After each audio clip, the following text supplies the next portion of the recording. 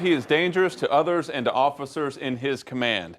Those are the words of a Simpsonville woman about suspended Police Chief Keith Groundsel. That statement coming exclusively to News 4 today.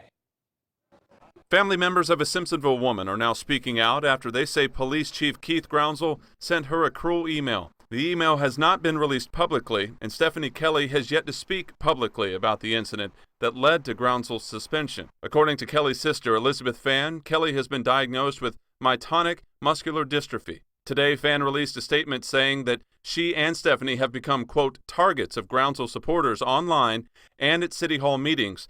Her statement goes on to say, in part, due to the ongoing harassment as a result of what was put online, Stephanie has been hospitalized and all of our lives disrupted. I cannot speak to the suspension or directly to what happened, but the message here is that as long as Keith Groundsel is police chief, anyone needing police assistance is subject to his political bias and forfeits protection and privacy if they speak up. Kelly says Groundsel filed a false SLED report with her name listed about a threat made against him. She says Groundsel then sent her that cruel email. He basically said, in a paraphrase, you have allegations, bring them forward. Let's get them resolved. If you don't, then we need to move on from this issue. Supporters who have seen the emails which were leaked on Facebook say there was nothing cruel about them. There was a lie told on Chief Groundsel. The liars are here, and I hope they feel proud of themselves. You know, this has divided a town. Kelly was one of many people at the Simpsonville City Council meeting on Tuesday night. The council voted to uphold Groundsel's suspension. As a vocal supporter of the chief, Councilman Taylor Graham voted to have that suspension lifted.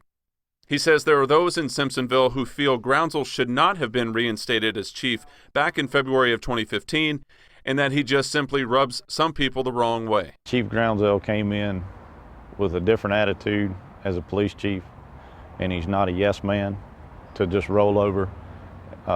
He is one that wants to stand his ground. But Kelly's family feels differently, saying in the statement today, quote, the division in Simpsonville began and can end with the permanent termination of Keith Groundsel.